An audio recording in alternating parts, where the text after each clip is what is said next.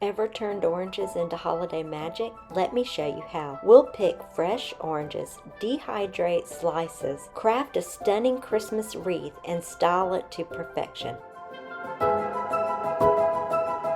Hi everyone, welcome back to Summerhill. Today is day 6 of the 12 days of Christmas DIYs. And in today's video, we are doing a dried orange slice wreath. And I'm super excited because I love all dried orange decorations at Christmas. And this is a very easy one. So let's get started by looking at the supplies. Okay, the supplies you're going to need is a cutting board. You're going to need a mandolin or a knife, or both. We're actually going to use both. You will definitely need some oranges, and I'll talk about exactly which oranges to get when you're at the grocery store or if you're picking them like I'm going to be doing. You will also need some ribbon, and I'm using this really pretty pink ribbon, and you will need some scissors to cut your ribbon. So let's go pick some oranges at my neighbor's house. She has a tree that is exploding with oranges. So let's head over there.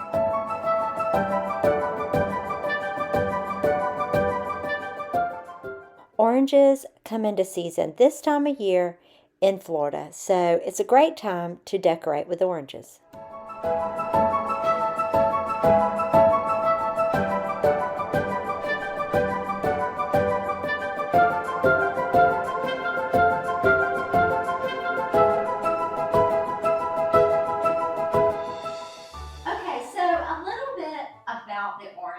I have found that a nice firm orange works way better than an overripe orange. So if you're picking oranges from the grocery store or off a tree, look for the ones that are harder. Those are the best ones. So I've also found that working with a mandolin over cutting with a knife is better.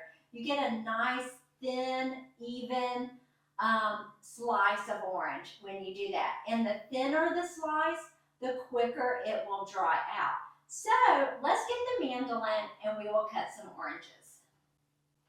So a little fun fact about my mandolin. It is an inexpensive one. There are some nice ones that work way better, but this one has some settings here, and I usually put it on the 3 setting, and it still gives a very thin slice. So if you want to invest in a better quality mandolin, and you have the money, I would say definitely do that. Okay, so I use a nice big cutting board so that I can cut and have extra space. But the first thing I do is I sit this straight, not this direction where the stem's up, but on the side.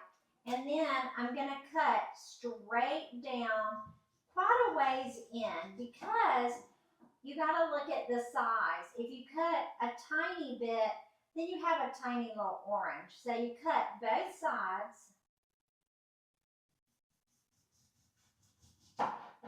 like so. And then I take the mandolin, I put it on my cutting board. I sit this flat on the mandolin and always use this piece. I learned the hard way, and I cut some of my skin off. It was so bad. So this is how you do it. You stick this on here and you press as you move. And you get a nice thin slice. See how pretty that is? Now, I'm going to do more of that later, but I want to show you my next step in the process. We want to kind of press out some of the juices. Now, the way I press out some of the juices is with some paper towels, or you can use some towels if you have some. But all I do is I take and I fold a couple of towels over, and then I press down. And as you can see, it's already moved some of the juices, which will make the drying time faster. Okay, so now we are ready to put this in the dehydrator or in the oven. Okay, so fun fact, I have a blog post on how to dry oranges. And I show you in the blog post, or I actually tested both methods with the dehydrator and with my toaster oven. So you can do both, and it's a great blog post to go check out because it also shows you how they look both methods. So let's take this and put it in the dehydrator. Let's get some music going while I slice more oranges and press out the juice, getting them ready for the dehydrator.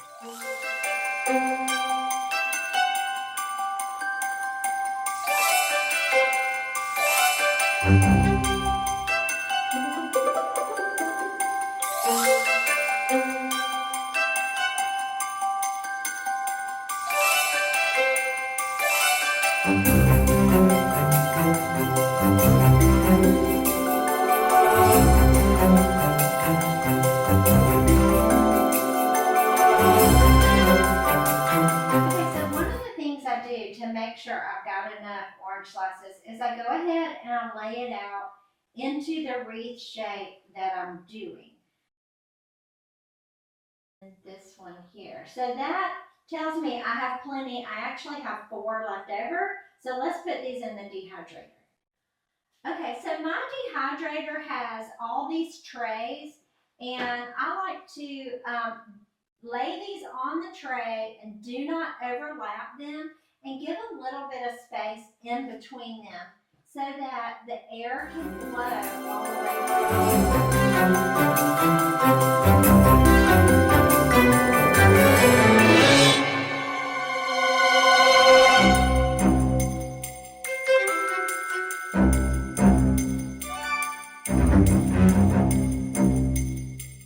And leave it for 8 to 10 hours.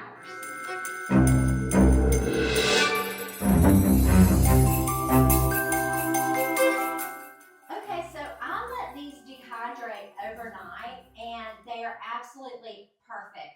To give you an idea, they should not be sticky at all. They should be nice and dry.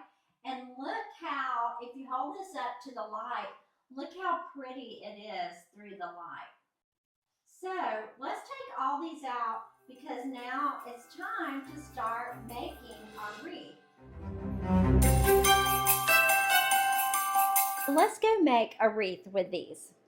First, lay out your slices on a table. Arrange them so they touch each other in a circle. Using a hot glue gun, glue 2 slices together.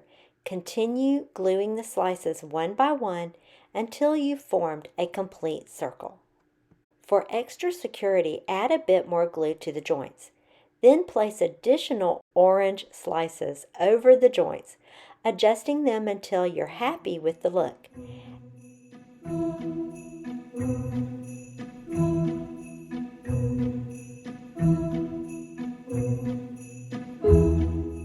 Add a dab of hot glue where the slices touch to hold everything securely. Now that the orange slice wreath is assembled, it's time to add some ribbon and a bow. You can use any bow, but here's the design I had in mind. First, create the loops for the bow and tie them together with twine. Then take more ribbon and tie it onto the loop using the same twine. To finish, use a smaller ribbon to cover the twine in the center, tying it neatly from behind. Trim any excess ribbon or twine and adjust the tails for a polished look.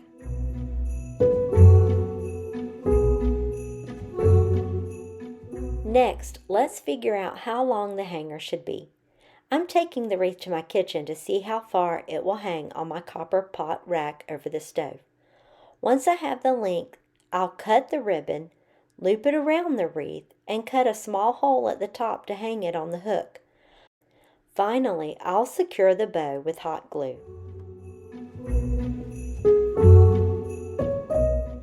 Now, let's hang it up. It looks beautiful, but I feel like it needs a little greenery. I'm adding some sprigs of cedar to the wreath and tucking a few more on top of the copper pot rack for a festive touch. Well, guess what? We're all finished, so let's sit back and see how it all looks pulled together.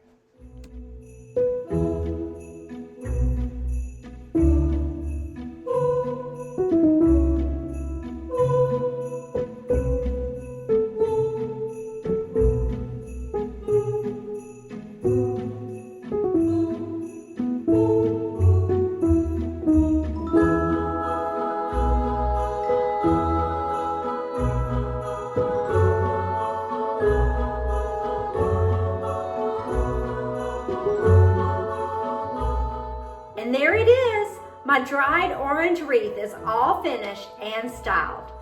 What do you think? Are you ready to give this DIY Christmas wreath a try? Thank you so much for joining me here today at Summer Hill. Don't forget to subscribe and ring the bell because tomorrow night I'll share another Christmas project you can use to decorate your home. I hope you're having a wonderful day and I'll see you soon. Bye.